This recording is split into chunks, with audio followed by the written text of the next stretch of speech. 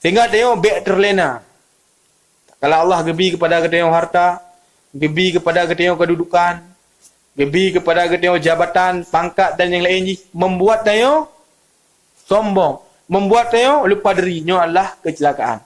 Wujud mana? Karena siksa Allah yang melupakan pu yang tayo alami berupa kenikmatan inai muka bumi.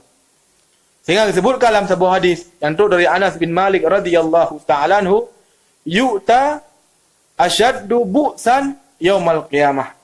Didatangkan oleh Allah Azza wa Jal tidro urang yang paling menderita ino di bumi. Didatangkan oleh Allah di yaumul qiyamah. Kemudian Allah Azza wa Jal gecelupkan nurunyan satu celupan dalam surga.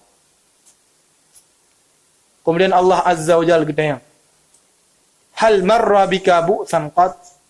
Pu kehedro ni dia na pernah mengalami kepayahan, kesusahan dalam keadaan nyo orang yang paling menderita di muka bumi. Pu dari segi harta hana, ataukah pu dari segi penyakit yang bila Allah Azza wa Jalla kepada kalian yang sangat-sangat berat. Kemudian peluk oleh Allah Azza wa Jalla satu celupan dalam surga. Gedayang oleh Allah, pu ke pernah drone mengalami sesuatu yang paling payah di muka bumi. Kekele orang hana. Dua kemandung. Kesusahan yang alami di muka bumi hanya dengan satu celupan surganya Allah Subhanahu wa taala. Kemudian didatangkan oleh Allah Azza wa Jalla orang yang paling nikmat udip dunia. Apa yang inginkan nah. Kemudian yang dihormati oleh masyarakat.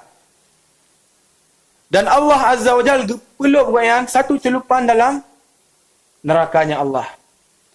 Kemudian Allah Subhanahu wa taala getayang ni ba urangnya. Pu kehdro na pernah na alami kenikmatan ini di muka bumi. Dua kemandung. Kemudian kelah hana. Dua kemandung pu yang bila Allah Azza wa Jalla ino di muka bumi berupa kenikmatan karena wujud, karena berat siksa Allah Subhanahu wa taala di yaumul qiyamah.